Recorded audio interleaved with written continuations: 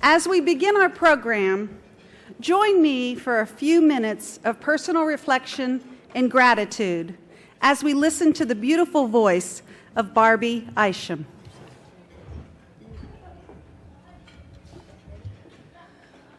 When you're weary, feeling small, when tears are in your eyes, I'll dry them all.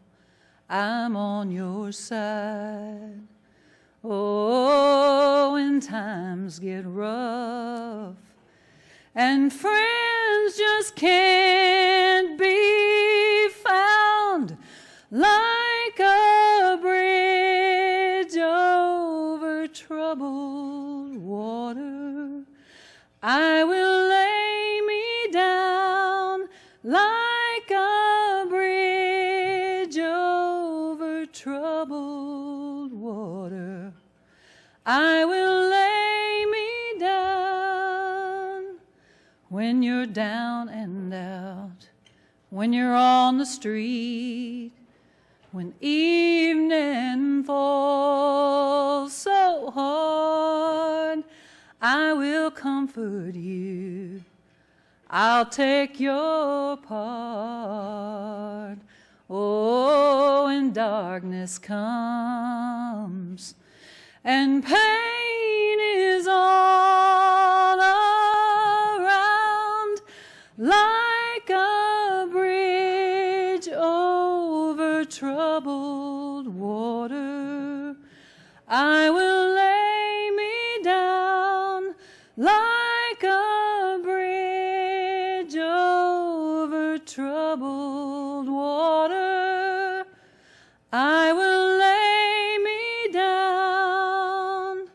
Sail on, silver girl, sail on by. Your time has come to shine. All your dreams are on their way. See how they shine. Oh, if you need a friend, I'm sailing right behind, like a bridge over troubled water. I will ease your mind like a bridge over troubled water. I will ease your mind. I will lay me down.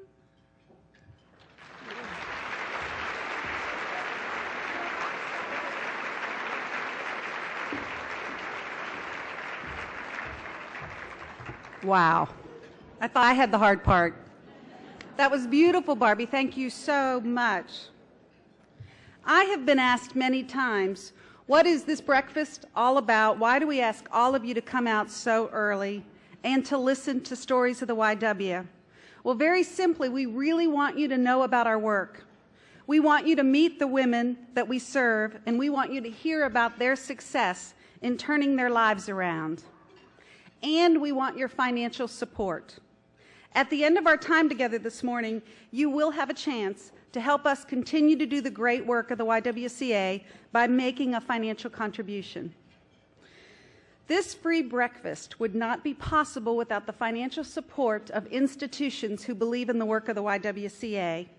Our title sponsor, Centennial Women's HCA TriStar, whose long-term commitment to the YWCA spans years, is a great example of that kind of support. Now join me in watching a brief message from our title sponsor, Centennial Women HCA TriStar.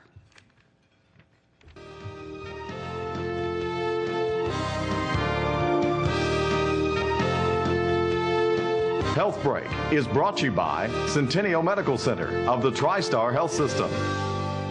The Women's Hospital at Centennial Medical Center offers the only OB/GYN emergency room in Middle Tennessee. It's dedicated to managing obstetrical and gynecological emergencies. Dr. John Wilters explains. This is an emergency room. We're staffed 24/7. And we see any type of obstetrical issues that the lady thinks may be an emergency. If the baby's not moving well, then we do a non-stress test here. We do some clinical visits, but we take care of any type of emergency that can come through the door. We're fully staffed. There's an OBGYN board certified here 24/7. It's comforting to know that if an emergency develops, physicians and nurses trained in obstetrics and gynecology are prepared to manage the unexpected. There are several advantages. One is that you're going to see a board-certified OBGYN. Second, you don't have to wait for that physician to come in from home. For more information, call TriStar Medline at 342-1919. For Health Break, I'm Lynn Yates. Health Break was brought to you by Centennial Medical Center of the TriStar Health System. Now join me in recognizing HCA, Women's Hospital, TriStar for their financial support.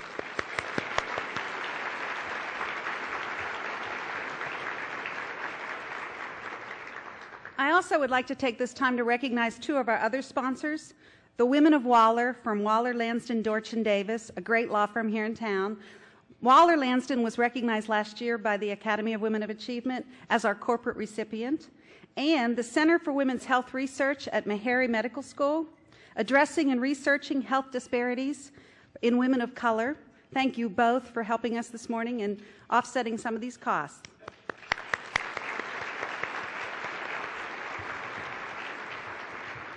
I also want to recognize two fabulous women, our breakfast co-chairs. Adrienne Scarborough-Innes, store manager at Levy's Clothier for Men and Women, and Sheila Griggs, vice president of Point 3 Media. Adrienne and Sheila, please stand.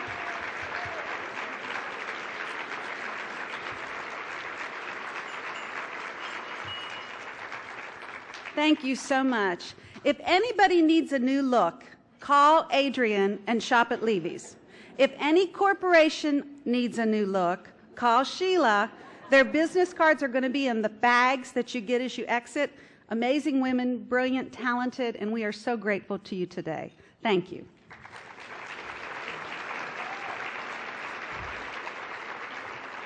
It's because of our breakfast chairs and all our table hosts that this room is full this morning.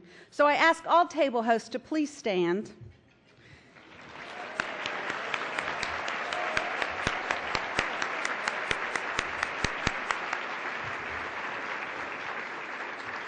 You have done your job well. I think we have an excess of 650 people here this morning, so congratulations and thank you.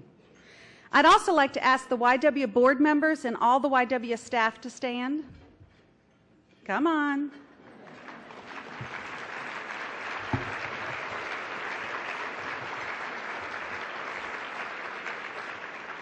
We could not do the work we do in this community if we didn't have such a fabulous, active, working board of brilliant women and a staff that amazes me. I think they were here at 4:30 this morning.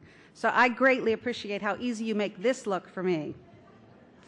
And finally, when I look around the room, I see a lot of very important people in the audience, people that have worked for and with the YW for a long time, people that are community partners, people that write us big checks. And I wish I had time to recognize every one of you, but there is one special person that I feel like I've got to stop and recognize. I need to say hello to someone who drove all the way from Atlanta, Georgia yesterday because she needed to see her daughter at work. Please join me in welcoming my 83-year-old mother.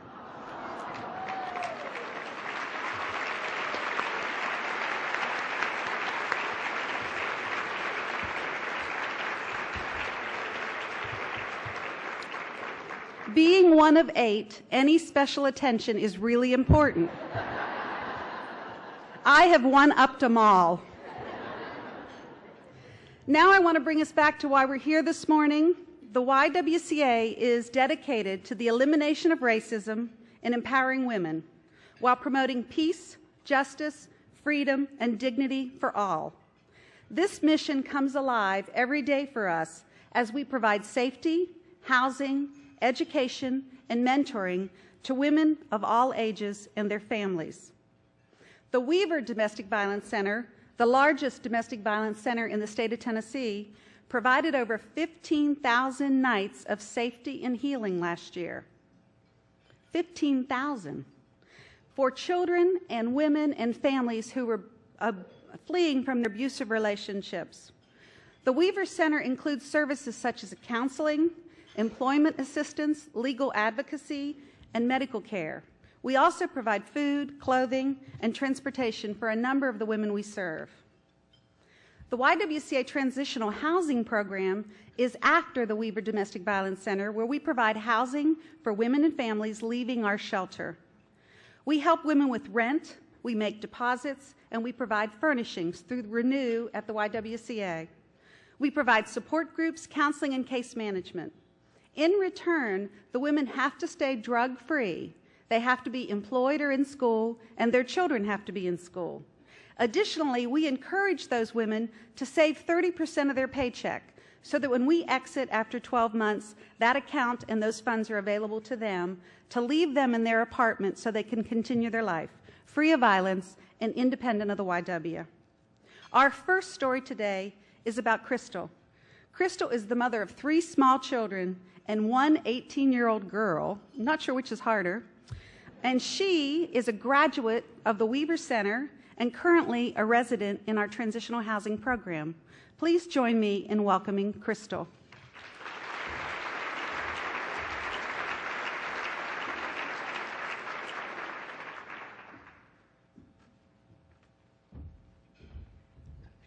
Good morning. My name is Crystal Smith.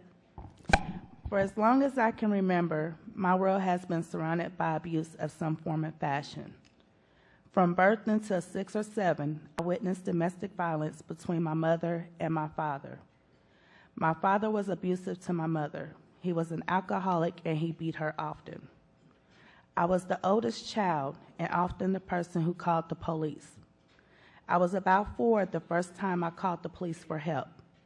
I was my mother's protector. My father would usually listen to me as I shouted at him.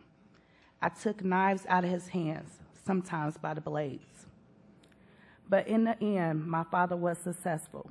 One night when I was at a meeting with my brownie troop, my father taped 2 butter knives together and stabbed my mother in front of my little brother and 2 little sisters. He missed her heart by 2 inches. For years, I felt intense guilt because I was not there to stop him. At that point, my mother no longer had a choice. She had to leave or lose her children. She left my father. Unfortunately, I was also endured sexual abuse, first at 5 and 6 years old by a cousin, again at 10 by a stepfather, again at 11 by 18-year-old godbrother my mother took in our home. My mother abused drugs. My stepfather abused her mentally, emotionally, and financially. But I only saw him slap her once. In spite of what my father did to my mother, I never stopped loving him. My mother and stepfather called me a daddy's girl as they beat me for maintaining that relationship. I grew up differently than a lot of girls. I got pregnant and had a baby at age 12. At school and in my neighborhood, people talked about me, laughed at me, and judged me. It was very lonely. It was not unusual for me to get in physical fights with my boyfriends. I got my first black eye at 16. Sad to say, it was not my last. I desperately wanted to be loved. That is the reason a lot of us women endure domestic violence. When my husband came in my life 10 years ago, I was searching and praying for love, for someone who would make me feel needed and loved. Within the first month, I was being hit. The YWCA has taught me about red flags in relationships. They were all there before the abuse started. I just did not know to watch for them. So many black eyes, I was brainwashed to believe that I was nobody, and I was isolated from my family and friends. My daughter tried to protect me as I had been for my mother, but my husband forced her out of our home. I lived like a caged animal. I could not have friends or go anywhere. One night he beat me so bad, My father was called by the police to come to the hospital. It broke his heart to witness what he once was. When my oldest son was 5 days old, my husband beat me and took my breastfed baby away from me for almost a day, leaving me confined in a basement room so his family could not see my beaten face. I left for good almost a year ago. That is when I finally found the YWCA. You must be wondering, why did she keep going back? Why didn't she just leave? I did not leave because the love I felt for myself and the things that my husband put in my head. I have been to other shelters, but they did not have a big impact on me.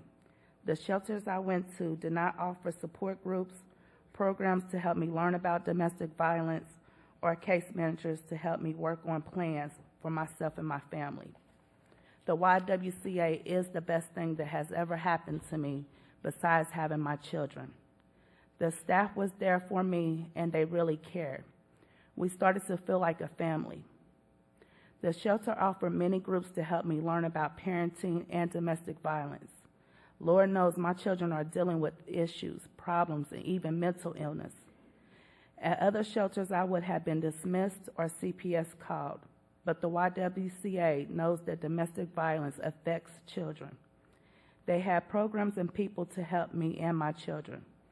At the YWCA Weaver Domestic Violence Center, I even found me, recovered Crystal, buried down inside all the pain and hurt.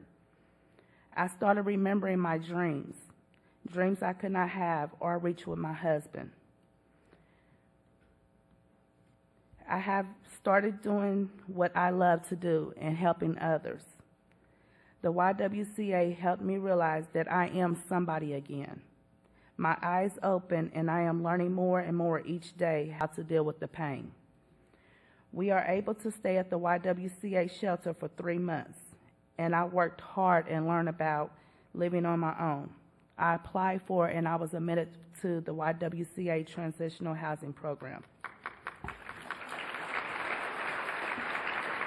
Thank you. And the Transition Housing Program pays my rent for a year, and not only that, the best part is you continue to be a part of the YWCA while you're in transition housing. So for a year, I still have the support I had in shelter. It makes me feel safe and not so alone. I had some great moments in shelter. I got back into church and got saved. I started writing poetry and trying to encourage other residents. I cried at the candlelight vigil we had during Domestic Violence Awareness Month. I felt joy and happiness that I was one who got out, for I am a survivor of domestic violence. Today I'm working and saving money. My children are in counseling, and I am looking for a way to go back to school. Someday I am going to be a nurse. For me and many others, abuse is a chain link. My grandmother, my mother, my sisters have all been in abusive relationships. My brother is changed by the domestic violence he witnessed. When I finish this program, I will be back with all of you and to help others. I have to stop the chain, for I'm not going to raise my sons to be abusers and my daughters to accept abuse. Thank you, YWCA.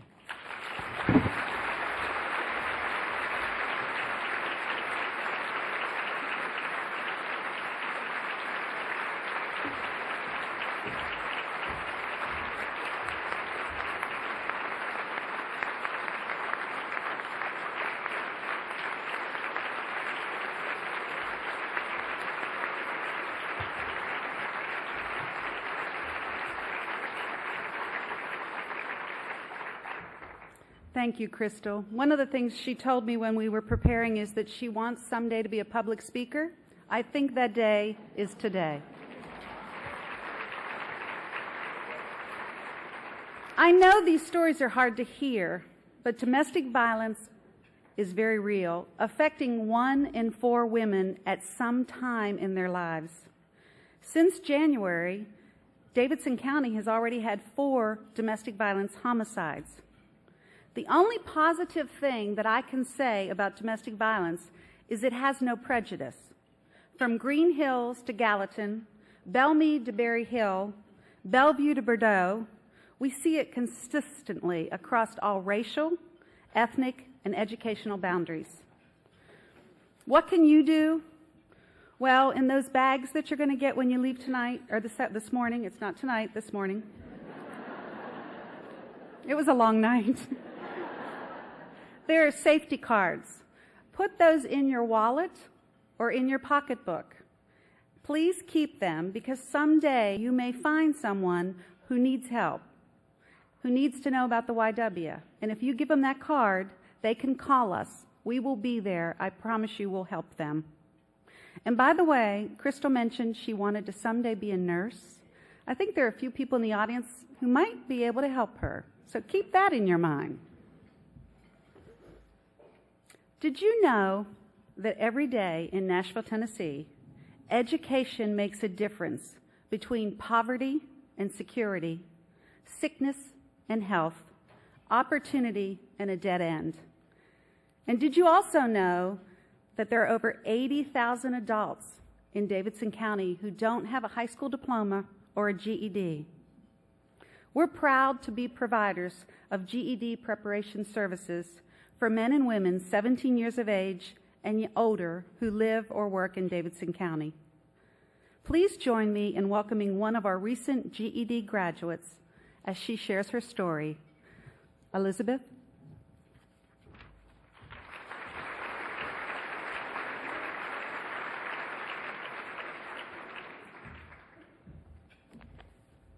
Good morning, everyone. This is a huge honor for me to be here today. Let me tell you a little bit about my life and how the YWCA has impacted me. The walk from my car to the GED classroom took me 30 minutes the first day. I wanted my GED with all my heart, but I didn't know how to do it. I started to sweat, and I thought I was going to pass out. Then I met the happy, down-to-earth GED teacher, Mr. Bill. He believed in me when no one else believed in me.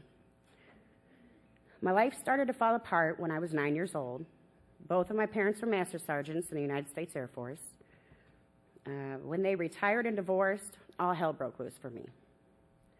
My mother was a severe alcoholic, and while my older sister was excelling in school and sports, I was bouncing back and forth between both of my parents, angry, confused. When I was 12 and in the 5th grade, I was diagnosed with dyslexia. Everything I wrote was backwards. I knew the work, but I couldn't put it on paper properly. It was so aggravating. I was put into special classes, and when that didn't work, my stepmother tried homeschooling. Meanwhile, my social life had taken a new turn. I was 14 with a 20-year-old boyfriend. At the age of 15, I had finished the 9th grade and was 6 months pregnant. At 16, I was working 2 jobs and caring for my newborn son as a single mother. I lived in a tent for a couple of months and later an old trailer without electricity and water. I was offered a place to stay, but soon learned that heroin was the community drug. Someone I met at work helped me escape from that nightmare with my son and detox from heroin. I was tired of flipping burgers and serving drinks, but I could not get a good job at a high school diploma, and I knew I could never make it through high school. When I was 23, I met a wonderful man, my husband, Sean. Today, we have 3 children and a great life. I've worked many odd jobs to help support our family, but I still went through a period of depression. My life did not seem significant, even though it was better than it had ever been. I knew I needed an education to help support my family, but I did not know where to begin or what to do. I was embarrassed. I felt I was too old and not smart enough. I knew I could offer the world so much more, and I just had to find a way. I was working 12-hour overnight shifts at a factory filling shampoo bottles when someone told me about the YWCA GED program. I was absolutely thrilled to find out the program was free. I took the pretest and learned that I needed to work on my math and essay skills. I committed to come to class 4 days a week. I worked 7 p.m. to 7 a.m. Then I picked up my kids, took them to school, and still made it to my GED classes by 9 a.m. every day. I was determined. Mr. Bill told me something that I would never forget. Once you get your GED, that is something no one can ever take away from you. I was determined. I wanted that accomplishment.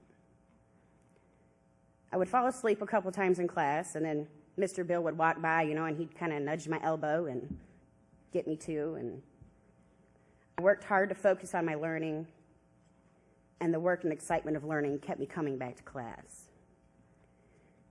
Unfortunately, in May, we lost our home to the flood, and I missed 3 days of class. But my teacher had called to check on me. And I knew then he really cared about me, my future, and my well-being. I was so impressed with his commitment to me. It was his phone call that kept me on track. Have you ever tried to teach somebody with dyslexia? It's a lot of wait, slow down, hold on, break it down one more time, I don't understand. That's what it was like to teach me in class. The teachers constantly found new ways of explaining things to me. I still, to this day, struggle with numbers. But I've taught myself to slow down and always check my work. The YWCA teachers never got irritated with me. No other teachers ever had that kind of patience with me. I started classes in December of 2009, and I got my GED in August of 2010. Thank you. The day my teacher called me, he said, "Elizabeth, I have good news and I have bad news." That was it. I was sure I failed my test. I said, "Okay, give me the bad news first." He said, "Well, the bad news is you'll never have to see my face again. The good news is you passed your GED." Today, I am a full-time college student. I go to school 4 days a week. I am still carrying a 4.0, and I've never missed a day of school.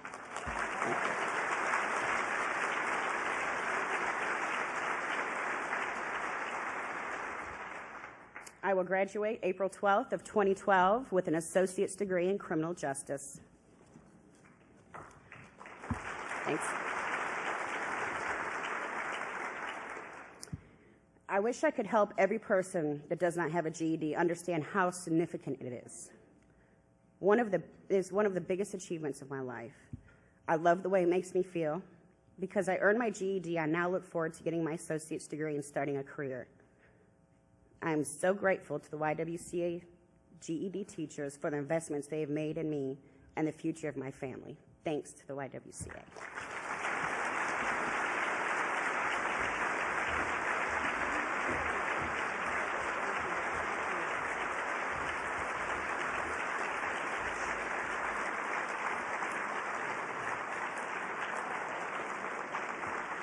Thank you, Elizabeth.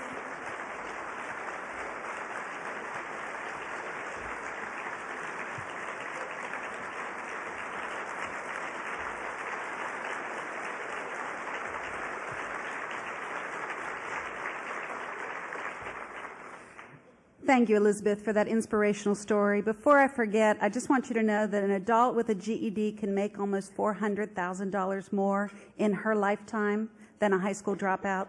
Think about the difference that could make to Elizabeth and her family. Also, the leading indicator of whether a teenager will drop out of high school is whether it's the educational level of her mother and her father. So what Elizabeth did was not just for her, but was for her children and her grandchildren. Girls Inc. at the YWCA is dedicated to inspiring all girls to be strong, smart, and bold. Last year, we served over 200 girls in some of Nashville's toughest public schools. And as you heard from our last speaker, Elizabeth, middle school can be a really tough time when you don't fit in.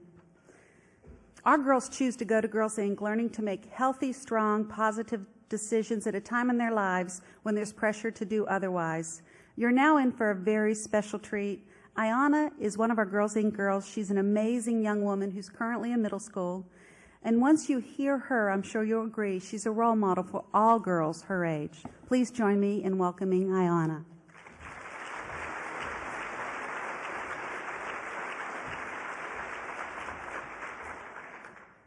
Good morning. My name is Ayana Marshall. I am 13 years old and in the 8th grade at West End Middle School. I have been a proud member of Girls Inc. since the 6th grade.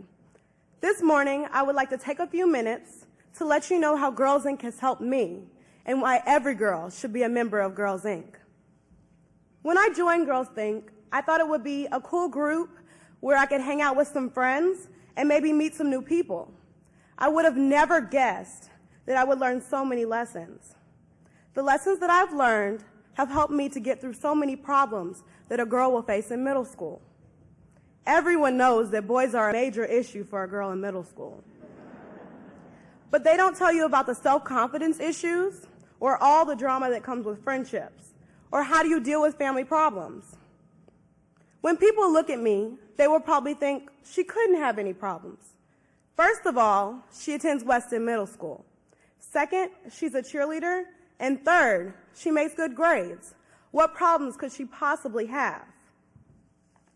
Well, in the middle of my 6th grade year, there was sadness, confusion, and resentment in the air daily at home. My happy family that everyone thought I lived in was falling apart right before my eyes, and it was all happening so quickly. This environment was all created because my parents were planning to get a divorce. The reasons why? They aren't really important to me. All I knew was that the two people that I loved the most no longer loved each other, and things would never be the same again.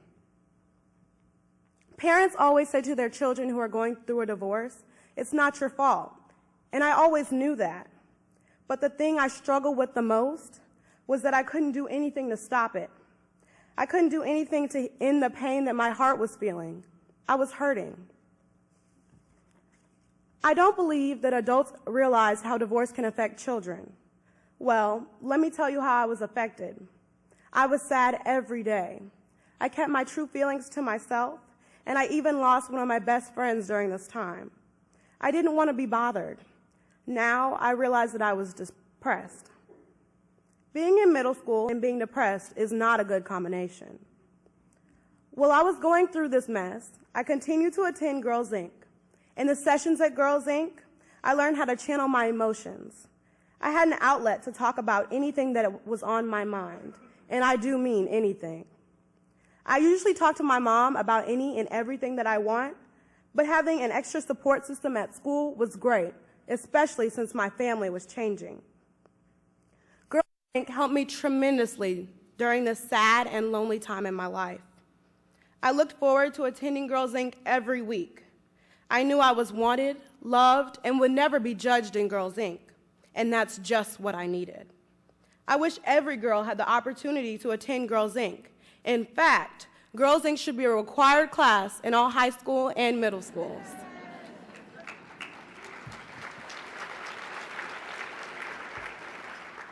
There are so many girls that are going through the same family issues, but the difference is I had and still have Girls Inc. to turn to for help. A lot of other girls who don't have the support they need turn to other things like drugs, negative people, or even suicide. Those were never an option for me because in Girls Inc., I was taught that being strong doesn't always mean putting on a happy face and pretending that everything is okay when it isn't. Being strong isn't refusing to ask for advice or for guidance. And being strong isn't always about being able to solve every problem that comes my way. Being strong is knowing when I'm in need of help, understanding that I can't always control my surroundings, and letting my emotions flow sometimes. The happy facade might please everyone else, but by doing that, I'm not being true to my real feelings, and my feelings do matter. My parents' divorce began in November 2008 and still isn't final as of today. Sometimes I have those days where I'll say, why me? Why my family? Despite the outcome of my parents' divorce, I will continue to apply myself at home, at school, and in my community, while still remembering to be true to myself and my emotions. I have the strength and the support to get through anything, including high school. How do I know this, you ask? Because of the words in our Girls Inc. mantra, which are, I'm smart, strong, bold, gifted, capable, proud, and I am valuable. Thank you.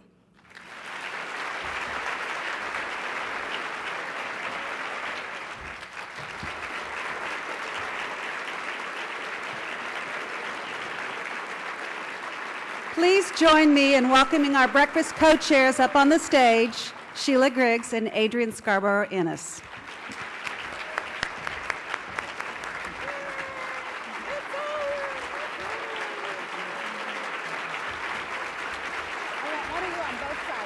Oh, we make this ass. I have to have my glasses. Thank you. They are rock stars, aren't they? Now, my favorite part of the breakfast. We're almost finished. All the pressure is off of us. The stories are over. Now it's up to you. We need your financial support. No gift is too big. Is that right? Absolutely. As you complete your envelopes, please remember that women like Crystal, Elizabeth, and Ayanna depend on all of us to be there, providing a hand up as they work to improve their lives and the future of their families. Take a few minutes, listen to some great music, and we'll be right back to close. Thank you.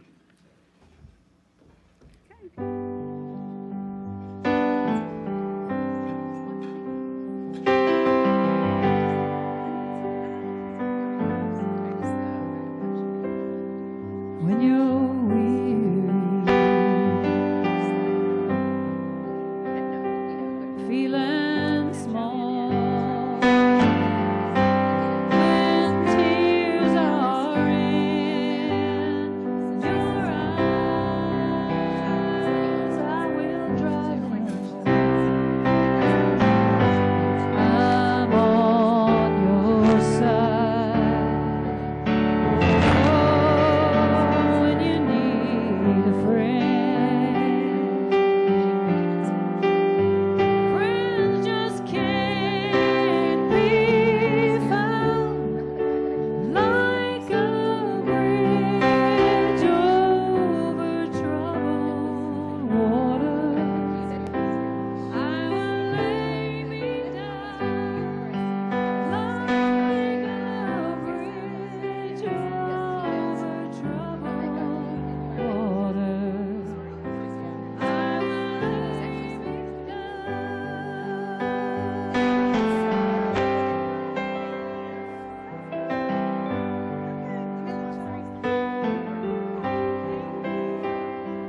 When you're down and out, when you're on the street,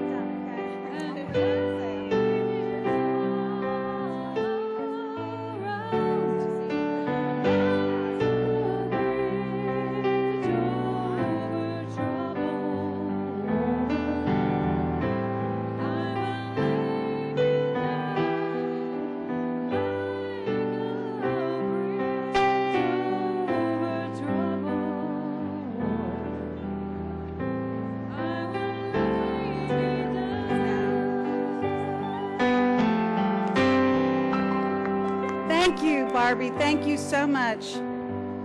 Okay, everybody, it's 27 after 8. As we close, I want to thank our musicians, Barbie, Ken, and David. They did a great job.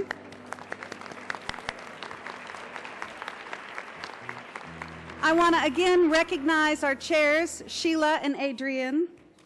Yay! And I want to recognize all our speakers, Crystal, Elizabeth, and Ayanna.